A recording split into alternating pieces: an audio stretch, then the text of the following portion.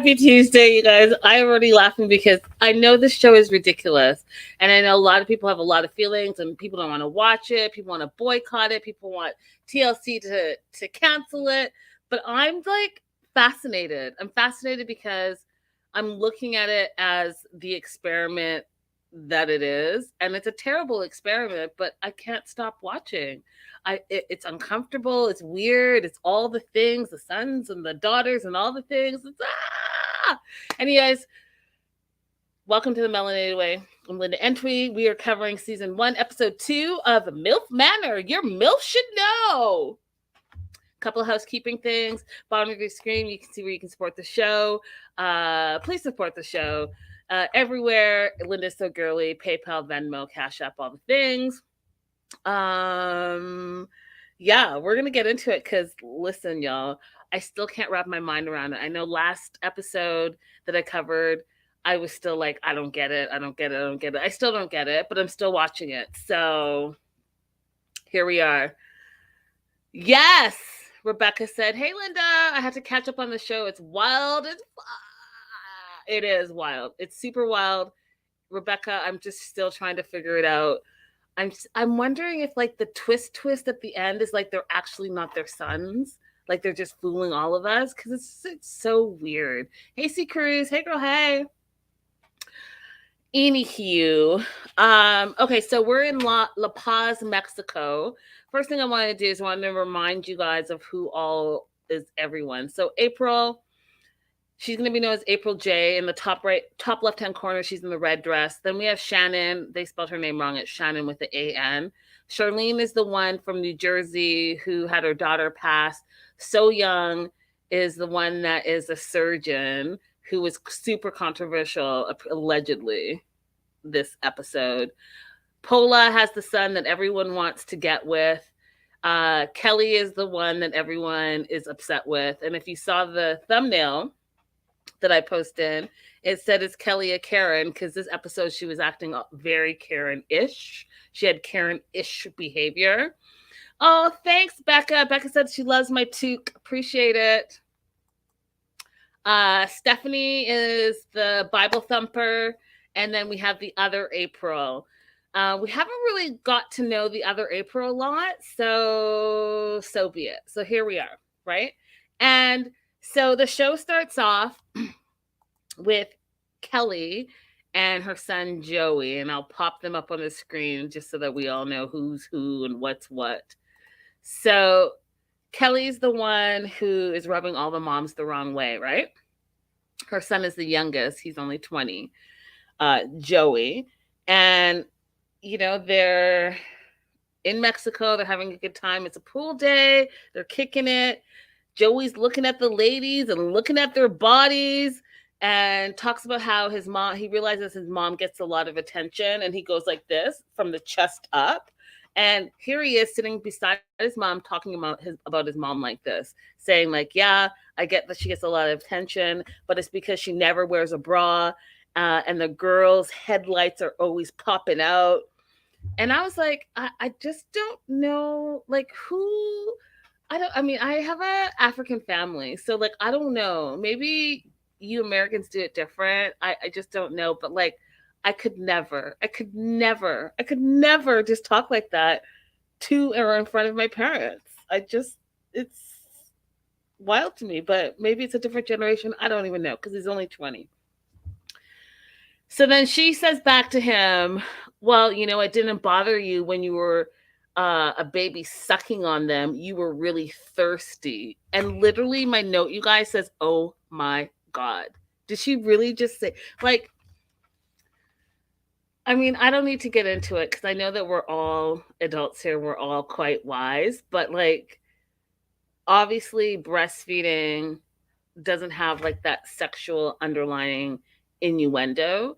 And so like for her to say that was really weird to me personally, because I just don't equate the two. But then in the show, I don't know what to equate with what, because it's just all so convoluted and none of it makes sense. I don't think your son, 20-year-old, should be talking to you like that. I don't think you should be talking to your son, telling him he's thirsty, sipping on your nipples. Like, I mean, what? Are these the end days? Are we in the end days? We just have no moral compass, no like anything. I just don't get it. So Kelly is really into Pola's son, Jose. And I'll pop them up on the screen because we can talk about it. He's actually a real big hit. So here's Jose on the left right there. And she just really, she has her eyes focus, razor focus on him. She wants to get with him. And in front of his mom, Pola, Kelly's like doing whatever it is that she needs to do. So she feels like Jose's interested in her, but she feels like Pola, who you see on the screen, is cock blocking her. And really she is, because Pola is like, I don't want to have her to have anything to do with my son. She's not my son's type. She's fast, she's brash, and she's terrible. And she's loosey goosey 2x4. So she's really not feeling Jose and Kelly being together. But deep down, Jose's feeling Kelly. He's feeling everything about her. So um as Kelly is flirting with Jose, we see that she's like, you know what, Pola, because Pola's literally on the beach chair right by them. And so she's like, you know what, I'm going to take your son on a date. And Paula's like, what? When? She's like, I'm not going to tell you because I don't want you to interfere. Just know that I'm going to ask your son on a single date. And Paula's like, no, I'm not good with this. And like I said, she thinks Kelly is easy. She doesn't like her. She thinks that Kelly has no values and is absolutely not right for her son, Jose. But guess what? Jose's 100% game. He's like, I'm game for the date. He's like, we don't need to tell my mom anything. I want to go. Let's go. And that just like pissed off Paola. I keep saying Paola, it's Pola. Um, it pissed her off, and she's like, you know what, Kelly's too wild for my son. She's basically telling us, you guys, that her son likes nice girls and she doesn't feel like Kelly's a nice girl, which, you know, I want to go into a whole other tirade about that and how women judge women. And because Kelly is like a strong independent woman who is vocal about what she wants and what she needs, that doesn't necessarily make her wild or loose or any of the things that we stereotypically say about women that are like that. Now, don't get me wrong, Kelly has some issues that we're going to address a little bit later, but I just don't like the stereotype. Like, just because she's a strong, independent woman doesn't mean she's all these other things. You know, men can have one night stands and no one says anything. A woman has a one night stand and all of a sudden she's a hoe or she's loose or she's easy and all the things. And it's like 2023, like all of that stuff should be out the window by now. I think that if you are sex positive and you know yourself and you know your wants and you know your needs and you are a willing and able participant, then you should be able to make your own choices. Because guess what? At the end of the day, you guys, life is super short. If you're not really having a lot of sex, there's no turning back. You're just getting older and then you die. So enjoy yourself in the moment. That's how I feel. I tell you, these fools are just, I don't know what to do. I don't know what to do with these couples. So let's meet, who am I talking about next? Charlene. Okay, so hold on. Let me find Charlene for you. Charlene is... Oh, here we are. Oh, this didn't even come up very well. Oh, well. It's a smaller photo, but you'll get the point. So Charlene's the one who her daughter passed recently, and her son is Harrison. And she thinks that Ryan is Shannon's son. She thinks Ryan is a little bit of a hottie. She also thinks that Ryan has the most sexual energy. And so she's talking to So Young as they're eating breakfast. And she's like, you know what? I feel like he would know what to do in the bed. And So Young agrees with her. And it's just like, well, I totally do think that he probably knows what to do in the bed. However, I personally would not want to have to ask him out. Like, she really is from the old school way of thought where she thinks that men should ask out women, right? And so Ryan is here. And again, sorry, the photo is small. But this is Shannon and Ryan. So Ryan's on the right hand side. So they think that he brings the most sexual energy to the manor, which, you know, that's a whole other conversation. Rebecca says, I like Charlene so far. And Jazzo says Charlene is sporty spice of the group.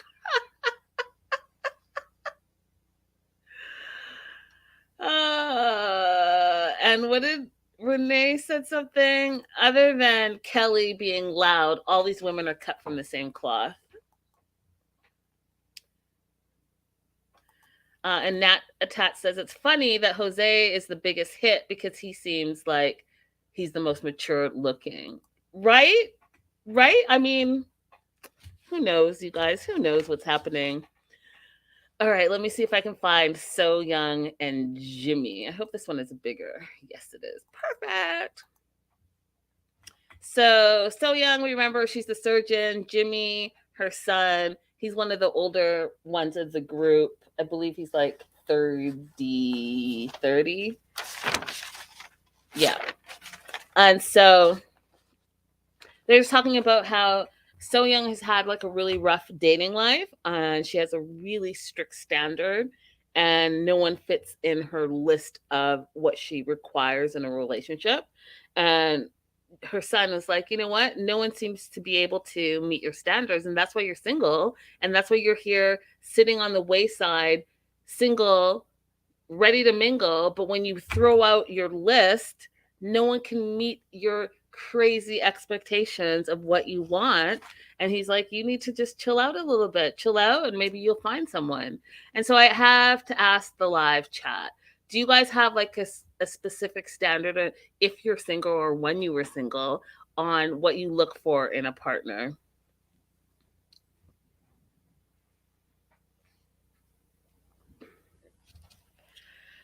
So, like I said to you before, all the moms, right? Because it's the moms and the sons, all the moms like Jose. Like, they really like Jose for some reason. And I'll pop him back up. He's the standout in the group. And so all the moms kind of have an eye on him, but Kelly has her hooks in him already. So we flash forward to they're outside in the manor. All the sons and daughters are like sons and daughters. Sons and moms are mingling around. And then we see that, did you guys notice that So Young was giving her son a massage? She was like sitting on his bum and like giving him a massage. And it was like the weirdest thing. Like, I was like, I don't know. Like, the show has no boundaries. Like, I don't know. I just don't know. I don't know. I'm very confused by, I guess I'm not a mom, so maybe I just don't know, but I just find the whole thing really like wild. Really wild. Anyways, this April, she gets a text for the next challenge. And the next challenge is called the Wall of Secrets. And the whole idea is if you can stump your mom or your son with a secret that they don't know, you win a romantic date. All right, so that's going to be the challenge.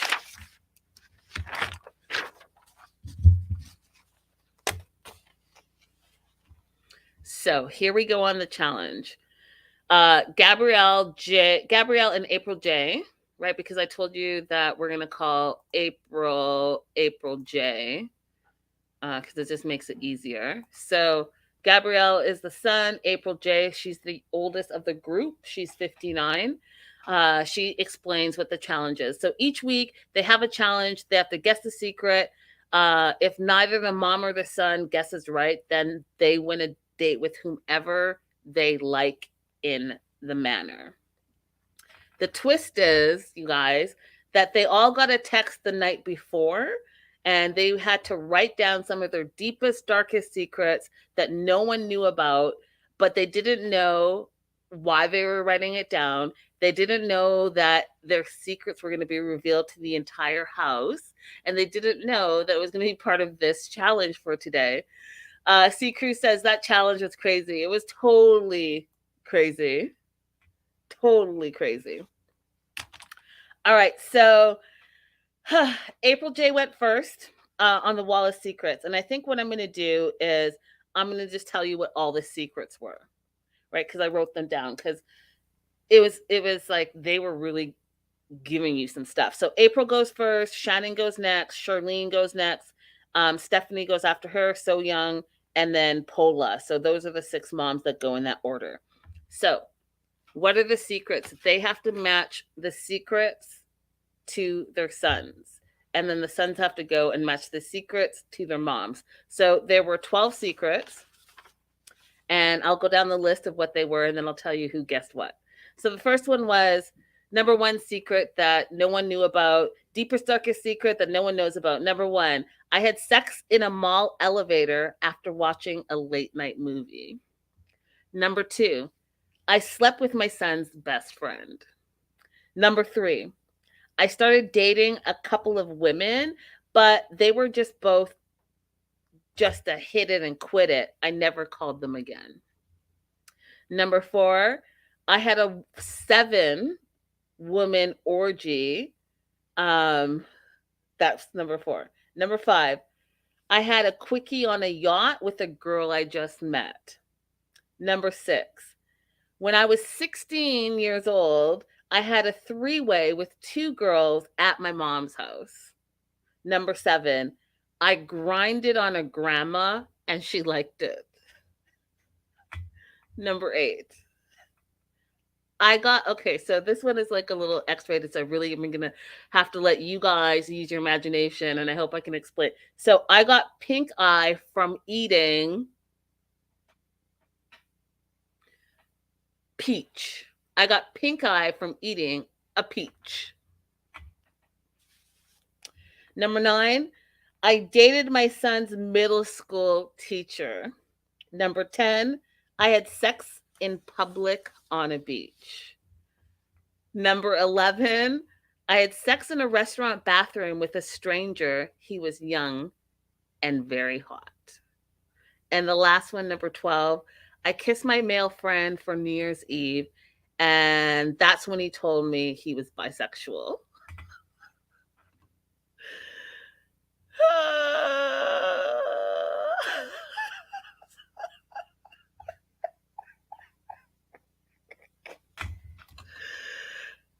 Becca says, I hope the show comes with therapy. Secret says, pink eye. LOL. Pineapple Express says, this show is so deliciously trashy. I really hope it doesn't get canceled. So those are the 12 secrets. Now we have to guess who belongs with what. So April J went first, and April said that she thought her son had a 7-way woman orgy. She was wrong. Oh wait, yeah, I want to do it that way. So she was wrong. He actually was the person that kissed his male friend for New Year's Eve, and that's when his friend told him he was bisexual. Okay, so he guesses 9. He guesses that his mom dated his middle school teacher. He was wrong as well in his guess. Her truth was she slept with her son's best friend, which is weird because this is not the one that actually slept with the son's best friend. So I think she lied. I think she lied, you guys, because there was a whole blow up that we're going to talk about later about who slept with whom. So I feel like she lied in the beginning because she really, and she told us that she didn't really want to tell what her real secret was. So I think she went with whatever it is that she could go with. Okay, so that was the first duo. Next up was Stephanie and Billy. Stephanie. Oh, Stephanie's the churchy lady. Oh, I don't think I took a picture of Stephanie. Rude. Okay, so I do have Stephanie on here though, right? Yeah. Okay, so we'll just look at this one. Stephanie is the woman in the black dress, and her son's name is Billy. And she guessed number 10 for her son. Billy was, he had sex in public on a beach. She was correct. And he guessed that she dated her son's middle school teacher, and he was correct. So Stephanie and Billy answered correctly. So they got it right. However, the whole goal of this was to stump your mom or your son. So even though they got it right, they lose because they got it right, if that makes sense. All right. Next up was Charlene and Harrison. And this is Charlene and Harrison. She guessed that Harrison grinded on a grandma and she liked it. She was correct. That was his secret. He guessed number 12, that she kissed a male friend for New Year's Eve. And then when he told her he liked it, it was because he was bisexual. That was incorrect. The real answer, which wasn't on the list, so I don't know what number it is, but she said that she had sex with someone she didn't remember his name, which is not one of the 12 answers. So I feel like she, just like April J, made shit up and said whatever she wanted to say just to say it. Because I took my notes and I wrote everything down, and that was definitely not one of the answers. Next up is Kelly and Joey.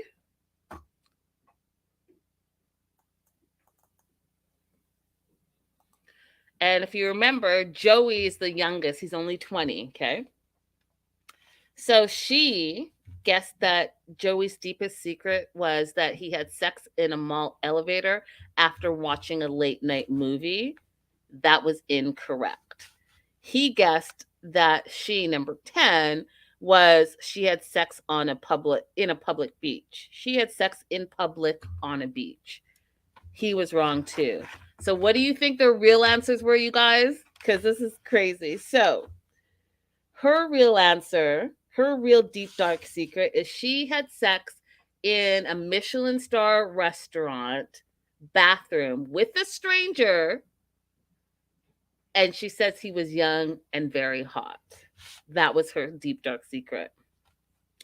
His deep dark secret was he started dating a couple of women, but they were both just a hit it and quit it, and he never called them again, which, you guys, makes sense. He's only 20, right? He's 20. He's sowing his seeds, or whatever you say. He's like getting out there. He's dating, whatever. He's 20. That's what you do when you're 20. You go out and you like bang everything in front of you. I wasn't surprised by that one at all.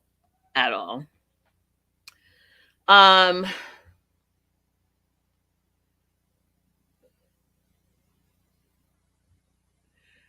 Moving on to Shannon and Ryan. Do I have a picture of Shannon and Ryan? I do. All right, so Shannon and Ryan. Shannon guessed that her son Ryan's deepest, darkest secret was he started dating a couple of women, but they were just a hit it and quit it. I never called them again. She was incorrect. He guessed. Oh, this is the thing that was weird. I don't know what his guess was, because they didn't show what his guess was.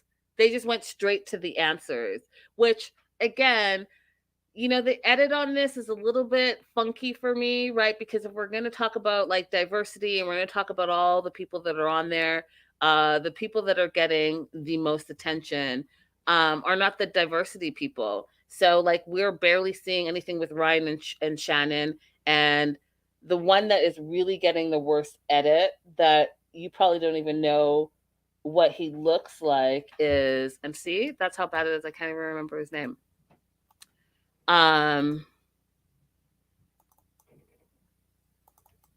Is April's son Ricky, and I'll pop this up. April's son Ricky. Hardly see him. Hardly see April. Just the edits are really terrible in that. Let's give everyone equal time so that we can get to know all the cast and characters that are involved in this crazy, ridiculous, I don't know what to say, I can't wrap my mind around it show that everyone is talking about, and everyone, like I said, is trying to boycott and say that they hate it and all the things. But it's like, I can't say that I hate it. I just don't understand it. And because I don't understand it, I'm going to continue to watch it, because what's the purpose of the show? So the purpose is not to really find true love, because obviously you're not going to find true love. You're having to date and do all the crazy stuff in front of your family member. I don't know. I just feel like there's some twist. Okay, so Shannon and Ryan. So Shannon's truth is number one.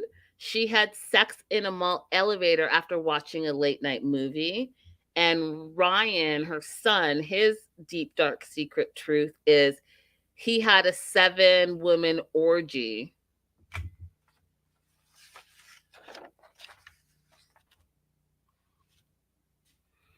Joslo says, I didn't notice Ricky the first episode, and then the second episode, I was like, wow, who's that? That part, Joslo. That part. Because they didn't even show him really in the first episode, so you're absolutely right. And Rebecca's like, where has he been at? That part. Okay, and last but not least is So Young and Jimmy. And this is the reveal that was the biggest deal. So Young, she guesses number 8 that her son got pink eye from eating a peach. She was correct.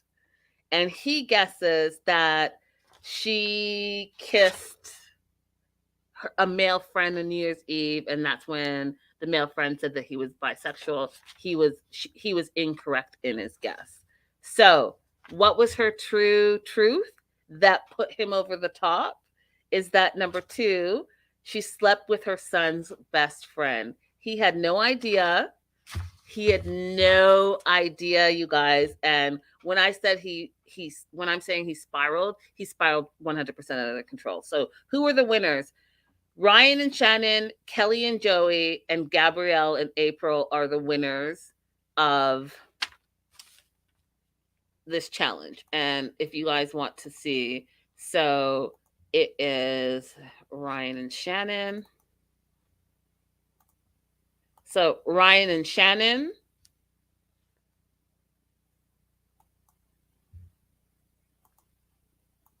Kelly and Joey,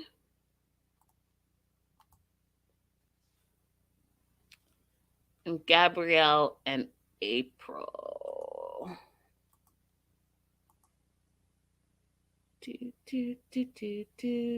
Gabrielle and April.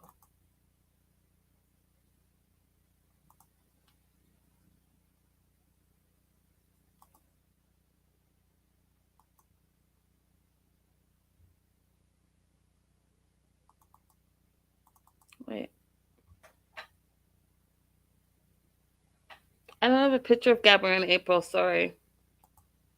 Do I not have a picture of... Oh, yeah, here it is. And then Gabrielle and April. April J. That's why I couldn't find it. April J. And Gabrielle. Those are the 3 mother sons that won this challenge. Okay. Now, back to So Young and Jimmy. This is where the show is like, Jimmy's traumatized by finding out his mom slept with his best friend. He feels like she should have taken that to her grave. He doesn't want to hear anything more about it. He doesn't even know which best friend it is, and he doesn't even want to know which best friend it is. He doesn't want to talk about it. He's like spiraling out of control, you guys. So then he goes to the pool. He's skinny dipping in the pool. He's freaking out. Charlene comes to try to talk to him, and he's like, I don't want to talk about it. He's like talking nonsense. He's saying all these random words that aren't making proper sentences. He's like totally tripping. His mom comes out and it's like telling him to get out and let's go to bed. Let's talk about it. And he's still tripping like on 100 and tells her to go away. He's like, people can't handle the realness of life, and life is so real, and I am so real. I don't know, and I can't believe it. I just don't understand. He just was like freaking out, you guys, all the way. Didn't get out of the pool, just continued to freak out. And one of the interesting things that was said on the show was that, you know, with all of these secrets being revealed, it's bound to create some issues, right? Because maybe perhaps some of these things weren't things that you should have shared with your mom or your son, which I think about it, you guys. There are things to this day that I know that my parents don't know, and I will never want them to know. Do you know what I mean? Like, there are some things that you just don't talk about with your parents. And I feel like, you know, your sex life is one of those things. I mean, unless your parents are therapists, and I don't know. I don't know, you guys. I don't know what to think. Like I said, I can't wrap my mind around the show. It's just super wild. Super wild. So he's freaking out. So Young goes back to the room and she's super upset. She feels bad. She didn't expect her son to freak out the way he's freaking out. She feels guilty, but she's like, you know, I'm a human, I'm a woman, and these things happen. And she's hoping that he'll forgive her at some point. And she goes to bed crying, which I thought was really sad. Rebecca said, I got some things I'm taking to the grave. Facts. Facts, Rebecca. Facts. Same.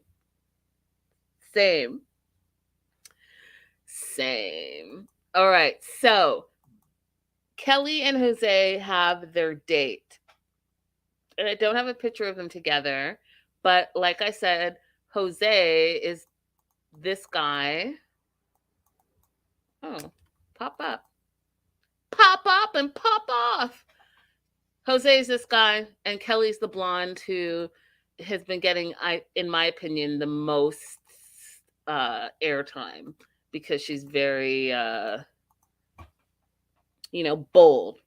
So they go on their date, and they're going to go by boat to a major landmark in Mexico, and he's all about it. So Jose is like, I like her initiative. I like how she planned the date, how she made the date. And I like how she's like taking care of me and being very thoughtful. And they go to a place called Mushroom Rock, which is a major landmark in Mexico.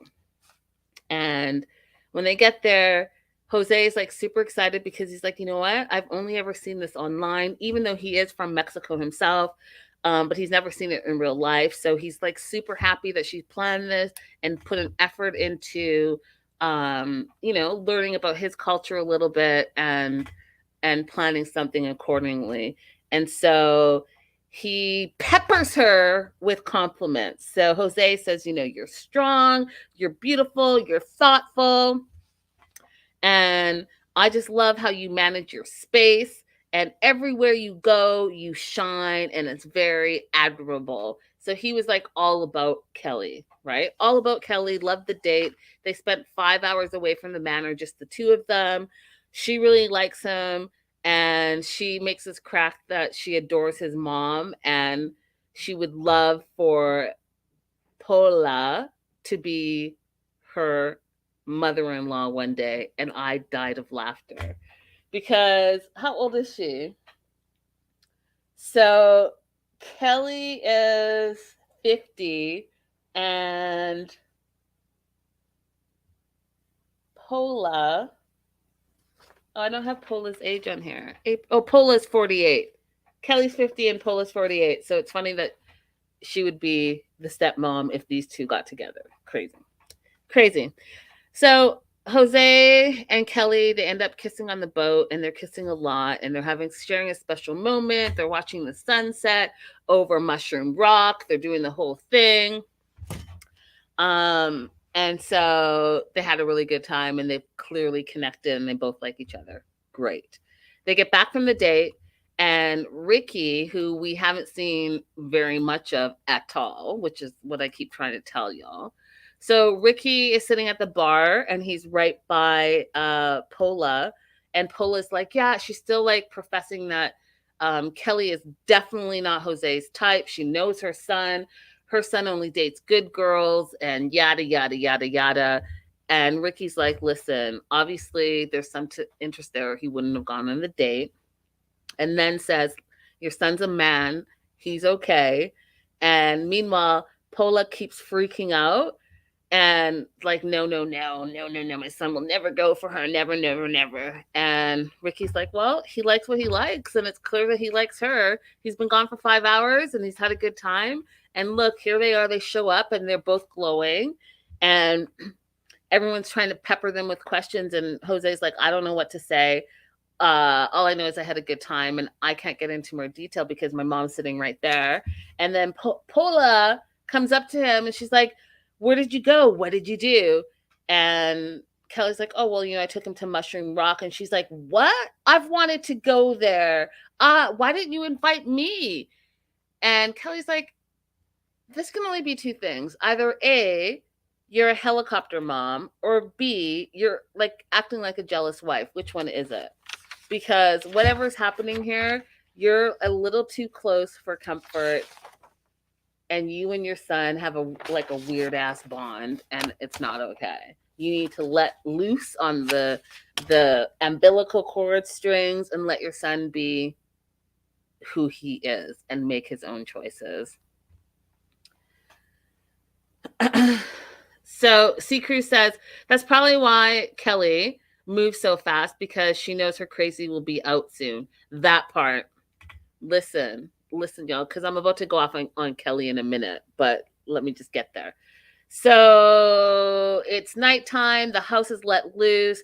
People are dancing. They're drinking. They're eating. They're all hanging out. They're like coupling up or whatever it is that they are doing.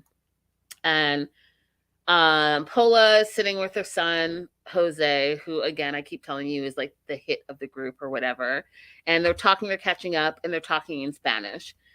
And Kelly's sitting with her son across the way, and she's like, what's happening? What are they saying? She really wants Pola to go away. She's frustrated with herself, right? Which is an important note to make. She is frustrated with herself because she doesn't know how to speak Spanish.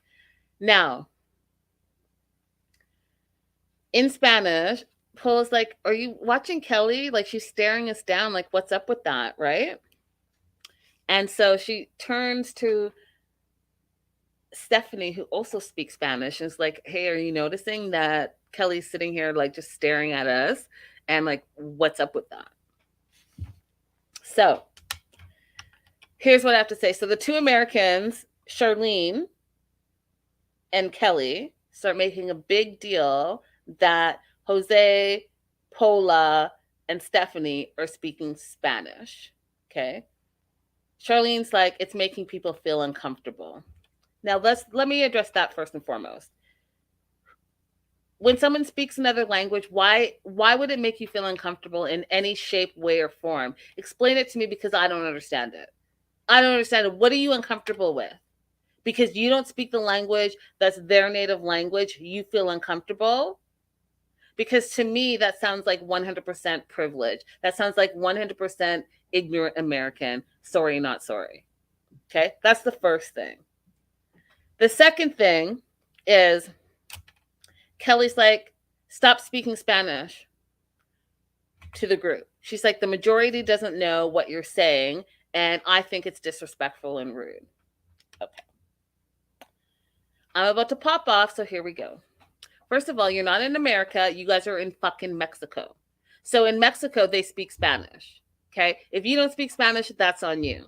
But if the three of them speak Spanish and are in Mexico speaking Spanish, then you have the audacity to say stop speaking Spanish, it's rude and disrespectful. What I find is rude and disrespectful is that you want to be accommodated because you don't speak Spanish in Mexico, which is a Spanish speaking country. Okay? Now, Kelly, in my opinion, and don't come for me, Vanessa, I don't mean you, love you, but Kelly kind of is giving me a typical OC rich mom vibe where she feels entitled to whatever because she can afford to be entitled to whatever because she's grown up in privilege. Now, what I would say to Kelly is that instead of just using your money for a personal trainer, you've lived in California your whole entire life. You should speak un poquito español. That's what I feel. And not only that, you're not even in OC, you're in Mexico. They speak Spanish in Mexico. So to habla español, no. Un poquito, no. That's on you.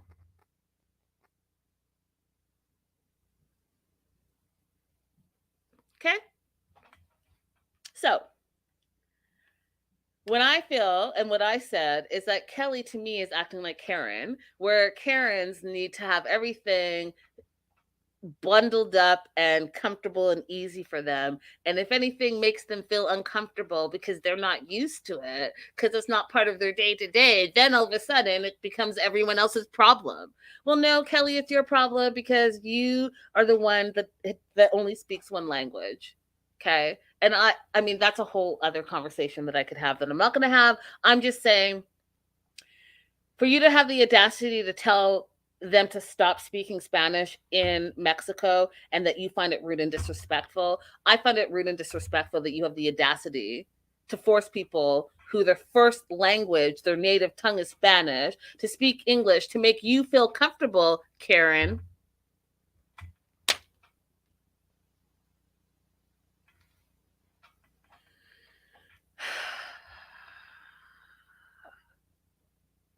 Okay. So, Paula and Stephanie are like, listen, this is our first language and we're talking to each other. So, like, I don't understand why, if we're talking to each other in our first native language, what that has to do with you, Kelly. It has nothing to do with you. If I'm talking to you, I will speak to you in English because you speak English. But if I'm talking to someone in their native tongue, in my native tongue, like, why shouldn't we speak in our native tongue? Because you don't understand what we're saying? Because you're a busybody and you need to know everything? Okay.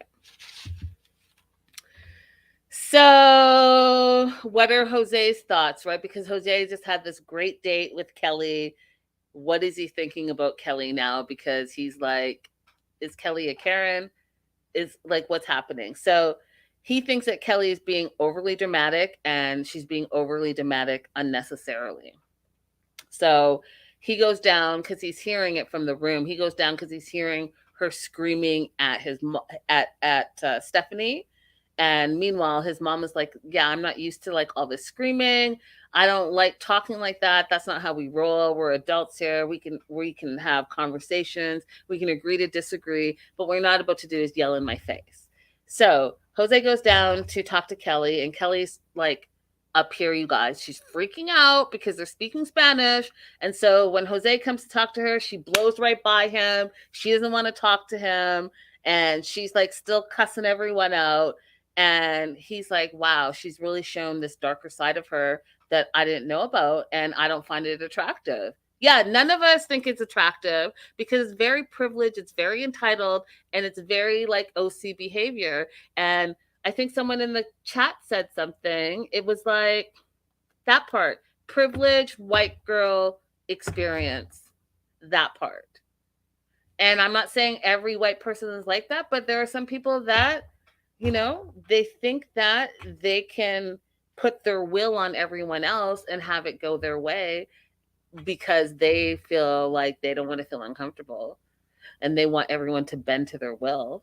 And when those people don't bend to their will, then all of a sudden there's a problem. So Stephanie tries to reason with Kelly and says, you know, we're in Mexico, and in Mexico we speak Spanish. And so I'm going to continue to speak Spanish to the other native speaking Spanish people. But when I'm speaking to you, I'll speak to you in English. And I would never say anything to you or about you in Spanish that I wouldn't say to your face in English. So Jose goes back to the room. Him and his mom are talking. He's like totally not into the shouting at people. And Kelly's like freaking out in her room. She's still like screaming at Stephanie, saying, you know what, now I'm considered the bad guy because I don't speak Spanish.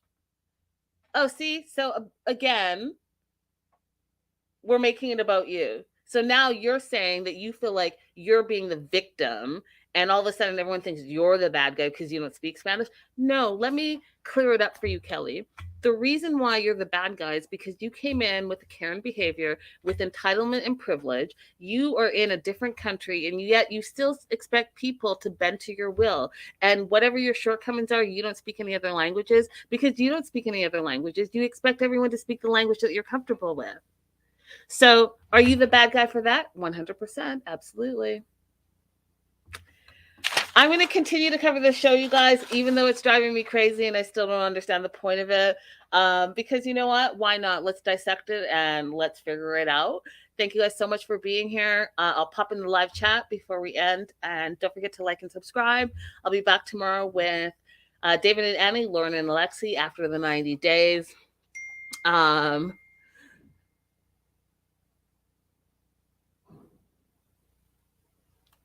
Pineapple Express says, this show is trying to do what adults adopting adults couldn't do.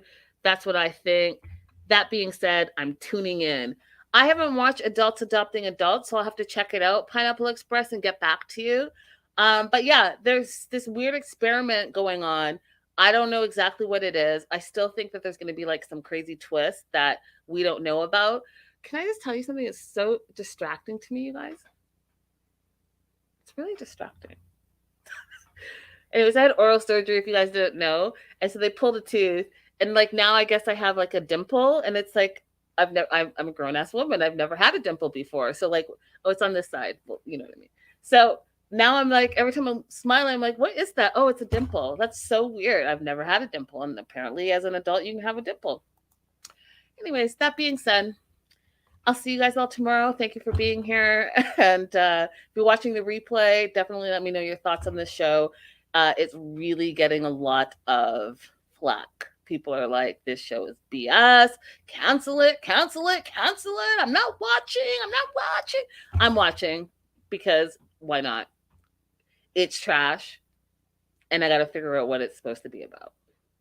On that note, have a great rest of the night. Happy Tuesday. We'll see you again next time.